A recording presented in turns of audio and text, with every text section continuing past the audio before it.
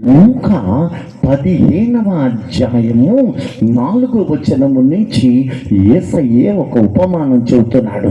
ఒక మనుష్యుని కట 100 గొర్రెలు ఉన్నాయట. అందులో ఒకటి తప్పి ఒంటరిదాయే. పాట కూడా ఉంది తెలుసా?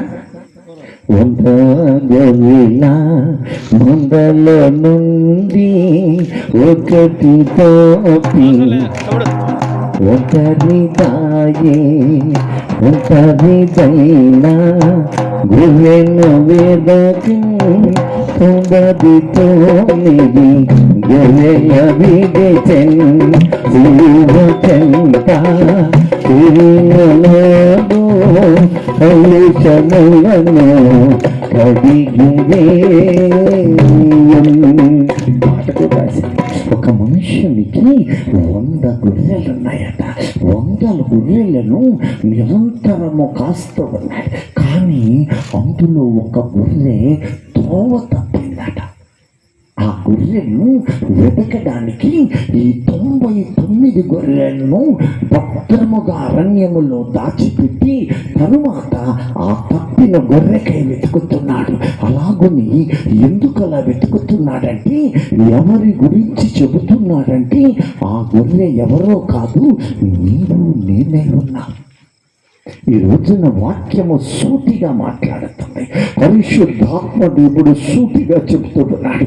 ఆ గొర్రె నీవై ఉన్నావా? ఆ గొర్రె నీ ఇంట్లో ఏమైనా ఉన్నదా?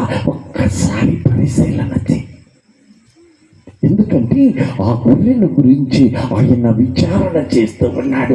ఆ గొర్రె ఎక్కడకు వెళ్ళిందో, ఏ కొండరాళ్ల మధ్యలో చిక్కుకుందో, ఏ అరణ్యము ముళ్ళ తుప్పలలో చిక్కుబడిపోయిందో, ఆ గొర్రె ఏ తోడేళ్ల బారిన పడిపోయిందో, ఏ సింహాల నోటికి, ఏ నక్కల చాటుకి అది చీల్చివేయబడిందో, ఏ తోడేళ్లు దాన్ని చీల్చివేశాయో, అయ్యో నా గొర్రెక్కడా అని ఆయన వెతక వస్తూ ఉన్నాడట.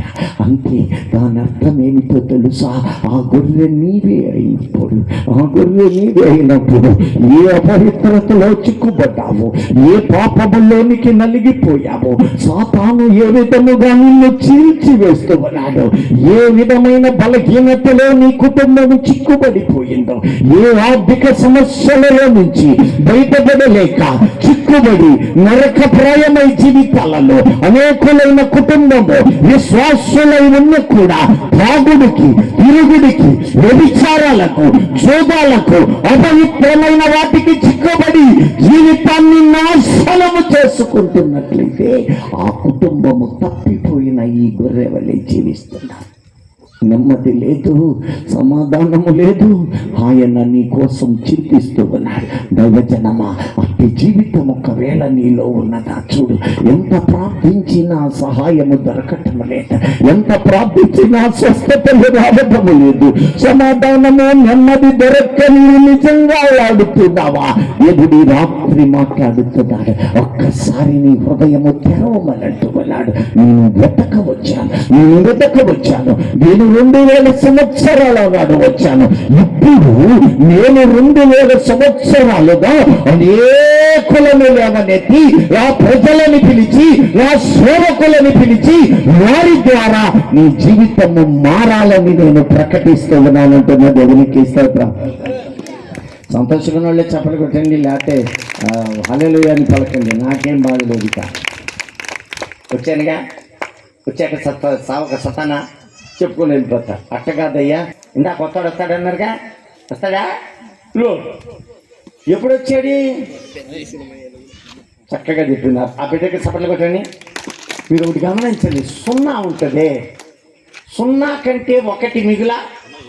ఇదే 2000 సంవత్సరాల నాడు ఈ నశించిన వాళ్ళు ఎక్కడెక్కడ దొరుకుతారా అని వీధులలో అలా వెతుక్కుంటూ వచ్చారు.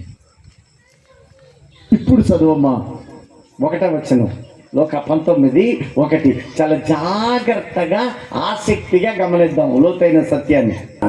ఎక్కడ అపవిత్రులు ఉన్నారో, ఎక్కడ పాపం ఉన్నదో వాళ్ళని ప్రక్షాళన చేసి రక్షించడానికి ఆయన సంచారం చేస్తూ ఉన్నాడట.